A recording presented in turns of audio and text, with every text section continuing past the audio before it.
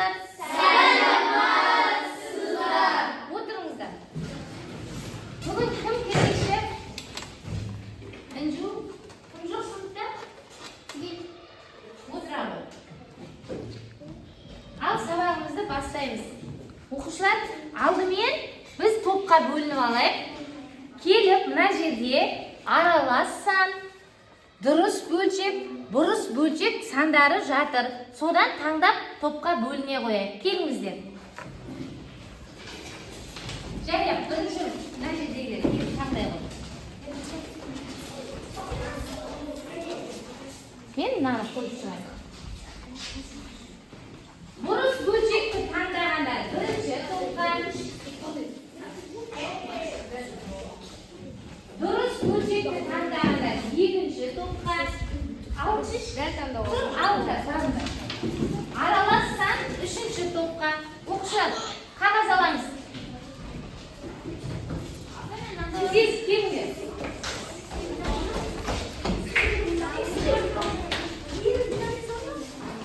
Ал таңдаймыз. Бөлініп отыра қояйық. Тездетейік оқушылар.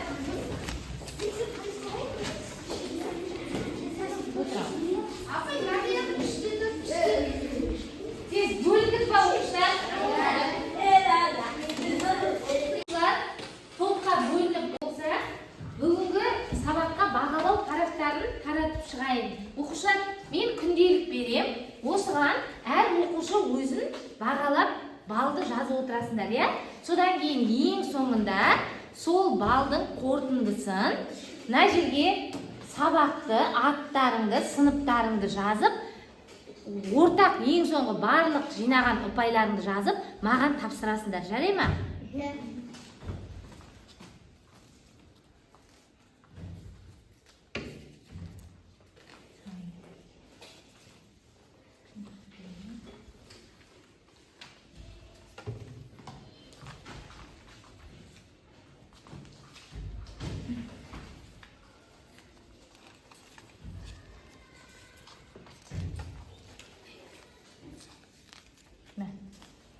Берілді ғой, ә?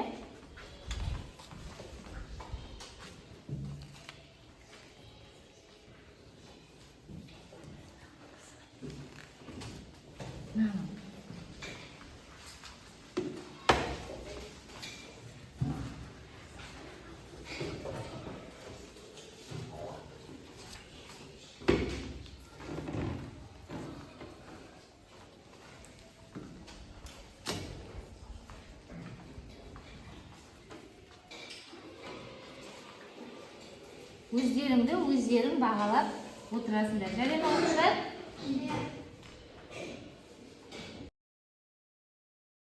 Оқушылар, бүгінгі дәптерлерімізді ашамыз. Бүгінгі күннің жадын, тақырыпты жазайық. Ашамыз дәптерімізді.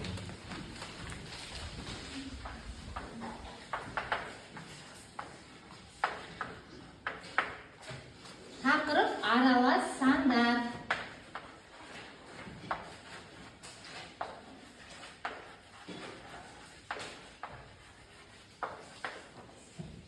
Дәптерімізді ашамыз, күн жадын, тақырыпты жазамыз.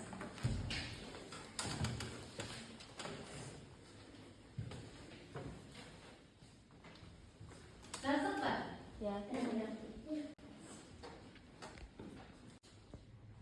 Оқушылар, сабағымызды бастамас бұрын көңіл күйімізді көтеріп, сергіту сәтін жасап жіберейік, е? Орнымыздан тұрамыз.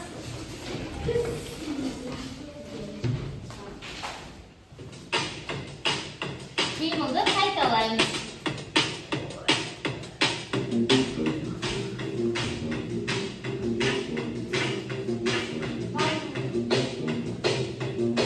Ойратқаны жасаймыз. Жарайсыздар, жалғастырамыз.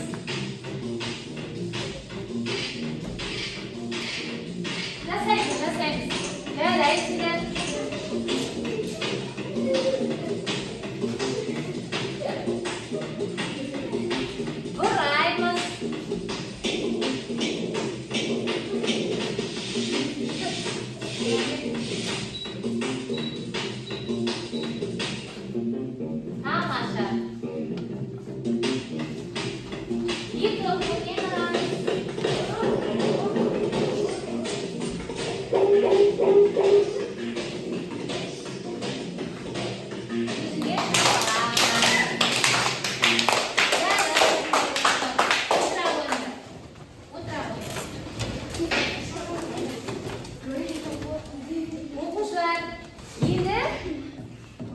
Үйге тапсырма. Қай есепті бердім үйге? Номері 148. Оқушылар, үйге тапсырманы көршіме сенемін әдісі бойынша тексереміз. Мен қазір тақтада үйге тапсырманың жауаптарын шығарам. Сендер көршімде қандай? Көршіме сенемін әдісі бойынша дәптерді алмастырамыз. Алмастырайық көршімізбен. Оқушылар, дәптерлерімізді алмастырамыз көршімізге. Ал тексереміз. Қараймыз оқушылар. Міне, тексереміз көршімде қандай? Бірінші есептің жауабы x 6-ға тең. Бірінші дұрыс болса плюс қоясыңдар. Дұрыс емес болса минус қоясыңдар. Дұрысын плюс қоясыңдар. Сосын оқушылар, манағы мен берген бағалау парағына өзімізді бағалаймыз. Міне, оқушылар, барлығы дұрыс болса 1 балл. Бағалау парағына белгілейміз.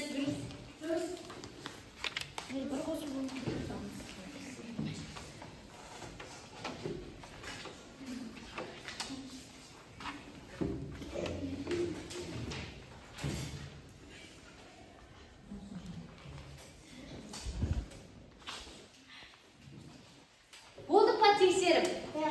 Енді оқушылар, дәптерді көршімізге қайтадан береміз. Неше деп бағалаған? Бағалау парағына дұрыс болса 1 ұпайға плюс деп белгілейсіңдер. Жарай ма? Әрі қарай. Енді оқушылар, бүгінгі тақырып, өткен сабақ қандай тақырып өттік? Жай бөлшектер. Жай бөлшектер. Жай бөлшектің неше түрі бар? 2 түрі бар. Қандай? Дұрыс бөлшек және бұрыс бөлшек. Енді оқушылар, бұрыс бөлшекті аралас санға айналдыруды. Бүгінгі сабағымыздың мақсаты бұрыс бөлшекті аралас санға және аралас санды бұрыс бөлшекке айналдыру. Мақсатымыз, біз бүгін бұрыс бөлшекті аралас санға айналдырып үйренеміз. Аралас санды бұрыс бөлшекке айналдырып үйренеміз. Ал енді оқушылар, миға шабуыл. Суретте боялған бөліктерді аралас сан түрінде жазыңдар. Кім жауап береді? Аяжан келе ғой. 2,5-2. Иә. 2 пицца, солай ма оқушылар? Өте дұрыс, отыра ғой.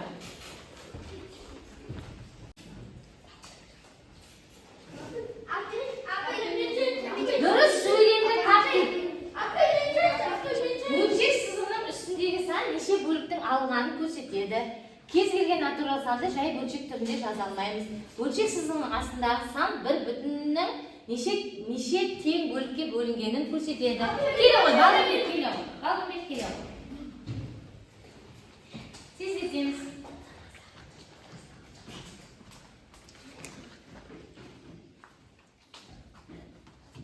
Дұрыс. Оқушылар, жалпы бұрыс бөлшекті аралас санға айналдыру үшін бөлшектің алымын бөліміне бөлеміз. Солай ма? Ол не қалады? Қалдық қалады. Солай ма? Сендер білесіңдер, бұрыс бөлшекті оқушылар. Енді қараңдар.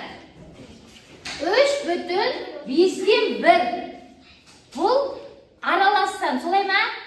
Яғни аралас санды бұрыс бөлшекке айналдыру үшін 3-ті 5-ке көбейтеміз. Неше болады? 15. Оған 1-ді қосамыз. 16. 5-тен 16. Енді оқушылар 20-ны 3-ке бөлейік. 6 шығар, қалдық 2. Қараймыз. 3-тен 20 тең болады. 6,3-тен 2. Енді 6,3-тен 2-ні бұрыс бөлшекке айналдыру үшін 6-ны 3-ке көбейтеміз. Неше шығар? 18. 18. Оған 2-ні қосамыз. 20 алымына жазып, бөлшек бөлімі сол күйінде қалады. Мысал, Алиханның маған берген 3 алмасының әрқайсысын тең 3 бөлікке бөлдім. Және бұл бөлікте гүлдердің жетеуін жедім дейді. Оқушылар, мынау 3 алма. Қараймыз. 3 алма. 1, 2, 3 алма. Ол 3 алманың әрқайсысын 3 бөлікке бөліп тастаған. 3 бөлік, 3 бөлік, 3 бөлік. Солай ма? Енді 2 бүтін, мына жерде алма, 2 бүтін алма бар. Солай ма? 2 бүтін, мына жерде 3 бөліктің біреуі боялған. Солай ма? 2 бүтін 3-тен 1. 2 бүтін 3-тен 1 аралас санын бұрыс бөлшекке айналдыру үшін 2-ні 3-ке көбейтіп, 1-ді қосамыз.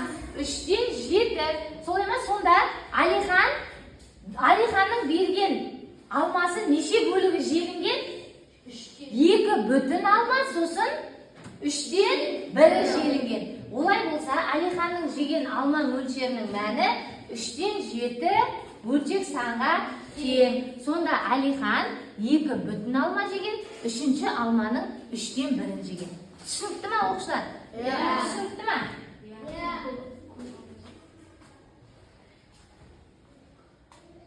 Енді оқушылар, бірінші мен сендерге жеке жұмыс, білім баспалдағы әдісі. Оқушылар, мен қазір сендерге мына карточкаға таратам. Осыған ішінде баспалдақ бойынша 3 есеп бар. Осы қағазға жаза бересіңдер. Жарай ма? Таратып шығам. Әркім өзі жеке жұмыс, оқушылар. Бұл жерде топтық емес, жеке жұмыс.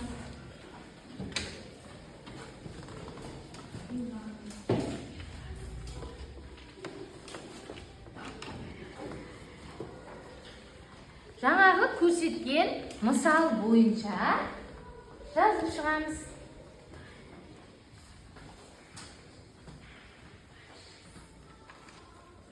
Жеке жұмыстың ең шетінде дескриптор тұр. Ең соңында өз-өзімізді бағалаймыз дескриптор бойынша. Бірінші, модельдерді аралас бөлшек түрінде жазады. 1 ұпай. Егер жаза алсаңдар, аралас санды бұрыс бөлшекке айналдыра алады. Ол да 1 ұпай. Бұрыс бөлшекті аралас санға айналдыра алады. Ал шығарыңыздар, оқушылар. Болдық па, оқушылар? Енді болсаңдар, көршілеріңмен ауыстыра қойыңдар, оқушылар. Көршілеріңмен ауыстырыңдар. Тез. Мен жауабын шығарам. Тез көршілермен ауыстырыңдар. Ал қараймыз. Болдық па? Ал қараймыз. Біріншісі, оқушылар, 1,6-дан 1 екен. Дұрыс болса, плюс қойыңдар, дұрыс емес болса, минус қойыңдар. Екіншісі 2,8-ден 1. 2,3-ден 1. Одан кейін 2,6-дан 1 азайтылған 6-дан 4 тең болады. 1,6-дан 3 дейді. Оқушылар, күнделігімізге бағаны қойып отырамыз, е? 3 балл жинасаңдар, 3 балл қойыңдар. 1 балл жинасаңдар, 1 балл қойыңдар. Ал оқушылар, жұптық жұмыс 2 жарты 1 бүтін әдісі 4 есеп берілген. Бірінші есеп 2, 3, 4-ші есеп. Оқимыз, қараңдар. 2 оқушы болып шығаруға болады. Біріншісін кім оқиды? Ал кейінбек оқи ғой. Ит 4 секундта 47 метр қашықтыққа жүгіреді. Иттің жылдамдығын аралас сан түрінде жазыңдар. Ал жазаламыз ба? Ал тақтаға жазайық.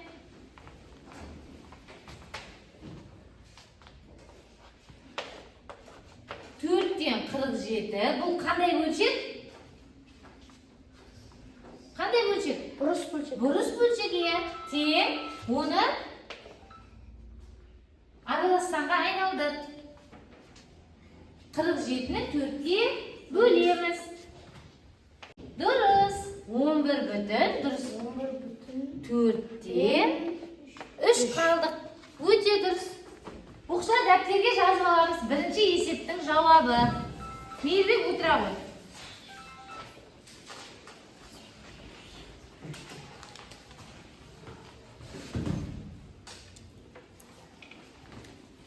Екіншісі, оқушылар, комета теплоходы 5 сағатта 206 км жүзді. Теплоходтың жылдамдығын аралас сан түрінде жазыңдар. Кім Айдана келе ғой. Тездетеміз. Әрі қарай.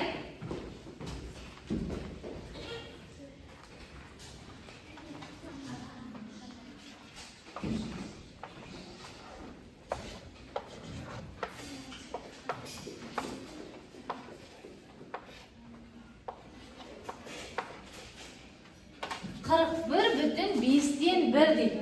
Дұрыс па оқушылар? 41-ді 5-ке көбейтеміз. 1-ді қосамыз, солай ма? 5-тен 206 шыға ма? Отыра ғой. Әрі қарай үшіншісіне кім шығады? Қасқыр жылдамдығын 15 км сағаттан 20 км сағатқа дейін арттырды. Ол тоқтамай 200 км жүгіре алады. Қасқыр тоқтамасаң қанша уақыт жүгіреді? Кім? Ерасыл? Келе ғой. Жазып отырмыз ба оқушылар дәптерге? Тез-тезден жазамыз дәптерге. Тездетеміз.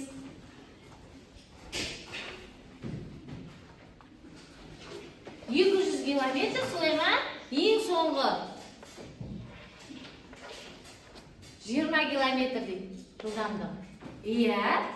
Неше болады? 200-ді 20-ға бөлсек, неше шығады Ерасыл? 10. Өте дұрыс, отыра ғой.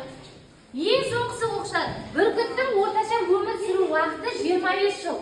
Ал ең ұзақ өмір сүру уақыты 50 жыл. Ең ұзақ өмір сүру уақыты орташа өмір сүру уақытынан қанша есе артық? Ал басқа кім шығады? Басқа кім шығады? Келе ғой, Мейрамбек.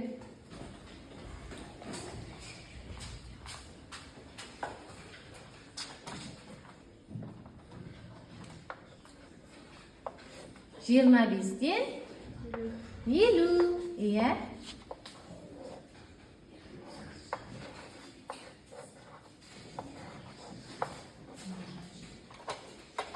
Иә, тең нешеге тең болады ол? 25-ке бөлсең 1 болады, 1-ге 1-ді қоссаң тең 2. Өте дұрыс. Отырамыз. Ал оқушылар, тақтаға шыққан оқушылар өзімізге 2 балдан қоямыз. Оқушылар, тақтаға шыққан оқушылар 2 балдан қоямыз.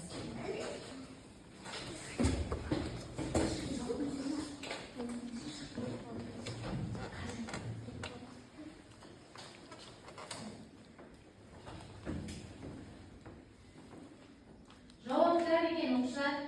Жауаптары. Бірінші 11,4-тен 3 дейді. Дұрыс па оқушылар? Дұрыс. Барлық есеп дұрыс, солай ма?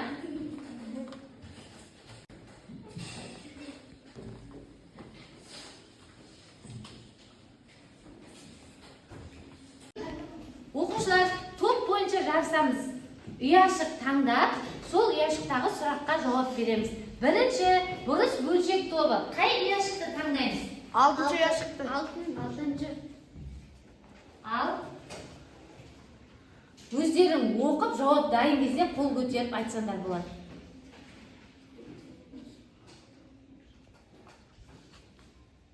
Апай, мектеп.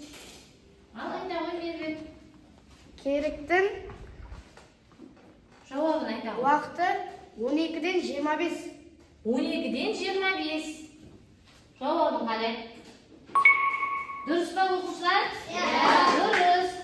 Мербек өз тобыңа 1 ұпай қоя ғой.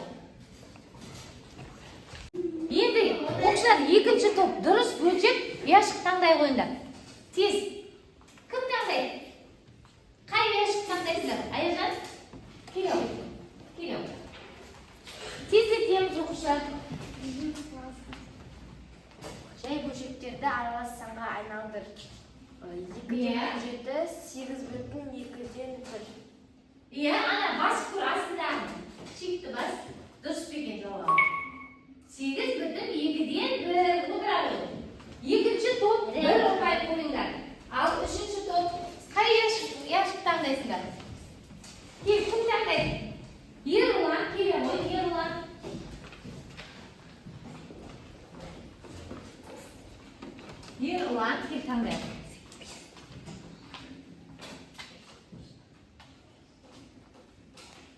оқы.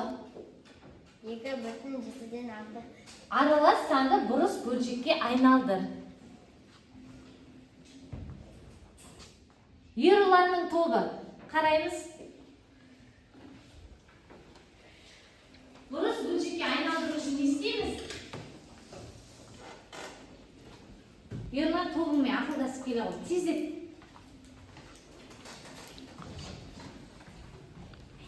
Жауап бар ма?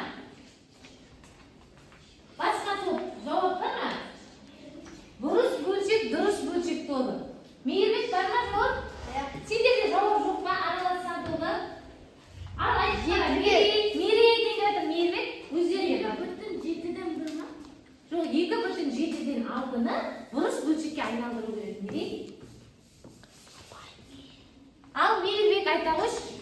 7-ге 2-ні көбейтеміз 14. Иә. 14-ке 6-ны қосамыз 20. Сонда 7-ден 20. 7-ден 20. Басып қара. 7-ден 20 дұрыс. Үшінші аралас тобының ұпайын бірінші бұрыс бөлшек тобы алады. Жазып отыр Мейірбек, иә? Оқушылар, ал енді топтық тапсырма.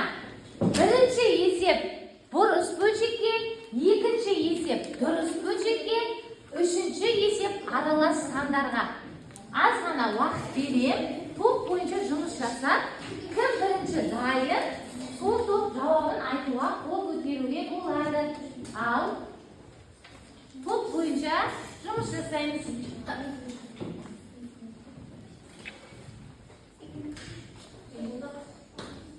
Болды ма?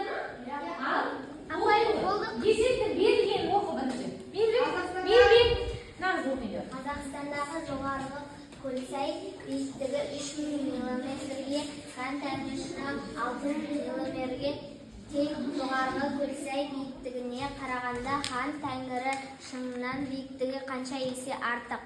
Иә, Нұрай, не істейміз? 6000-ды бөлеміз 3000-ға тең 2. 6000-ды бөлеміз 3000-ға тең 2.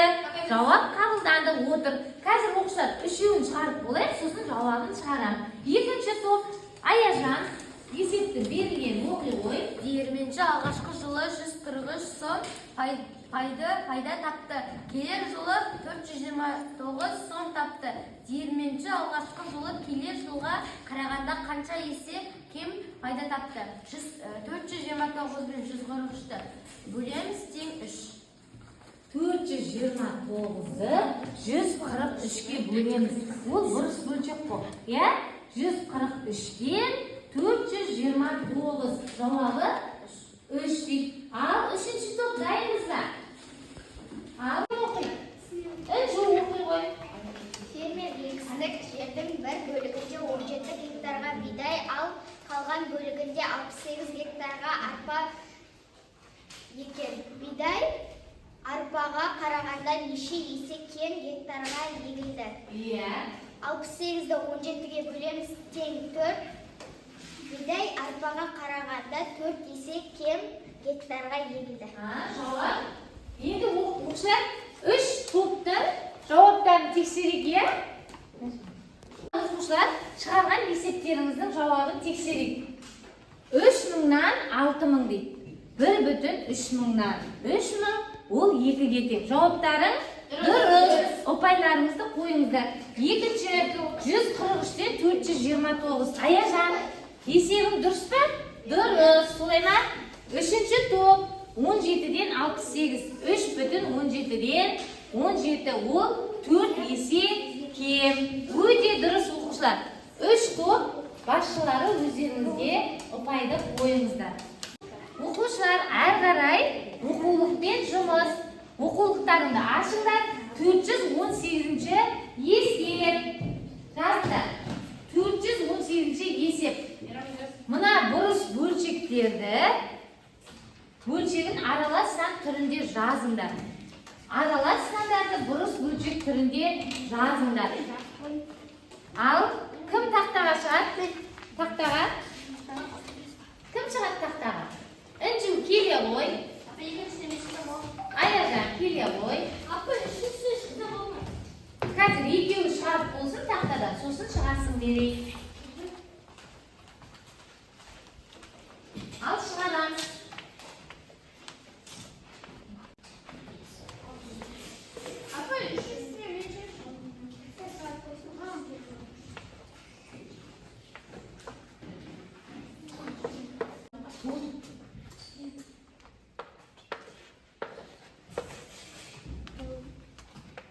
2,2'den 1. Dürüst Аяжан отыра ғой. 9'ды 4'ке bölemiz Inju, ya?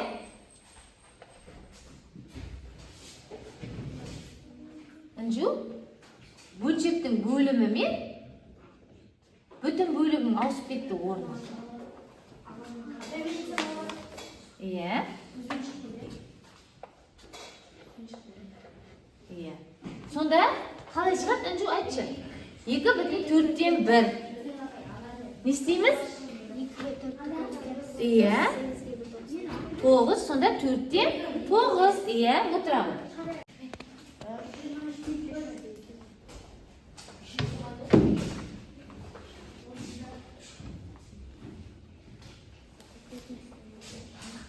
O'quvchilar, o'sha esepning qolgani uyga topshirma yozib olamiz. Uy жұмысы 418'den жалғастырамыз 418'de. O'quvchilar, sonымен бүгінгі сабақ аралас сандар. Бұрыс бөлшекті аралас санға айналдыру және аралас санды бұрыс бөлшекке айналдыру. O'quvchilar, бүгінгі аралас сандар тақырыбы түсінікті ме? Иә. Бұрыс бөлшекті қалай аралас санға айналдырамыз? Inju, бөлшектің алымы мен бөлімін бөліміне бөлеміз. Солай ма? Бөлшектің аралас санға айналдыру дегеніміз алымын бөліміне бөлеміз. Ал бұрыс аралас санды бұрыс бөлшекке айналдыру дегеніміз не? Бүтін бөлігін бөлшектің бөліміне көбейтіп, алымын қосамыз. Сол шыққан санды бөлшектің алымына жазамыз, бөлшектің бөлімі сол күйінде қалады. Солай ма, оқушылар? Иә. Ал оқушылар, бүгінгі сабаққа өте жақсы қатыстыңдар. Енді мана мен берген күнделікке қойған бағаларымды жеке куәліктеріне қойып, есептеп жазып маған тапсырыңыздар. Есептеңдер, оқушылар. Кім неше балл алды? Соны жеке куәліктің ең шетіндегі балл деген жерге общий барлығы жинаған ұпайларыңызды жазып тапсырыңыздар. Сол бойынша баға қоямыз. Әкеліңіздер, оқушылар.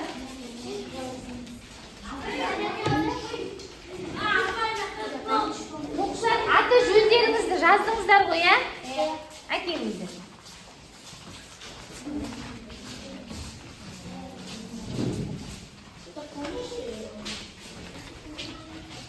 Топ бойынша жинаған Мейірбек, сендер бұрыс бөлшек тобы 46 ұпай, дұрыс бөлшек 38, аралассан Inju 40, бірінші орын бұрыс бөлшек, екінші орын аралассан, үшінші орын дұрыс бөлшек. Оқушылар, осымен сабақ аяқталды. Сау болыңыздар. Сау болыңыз.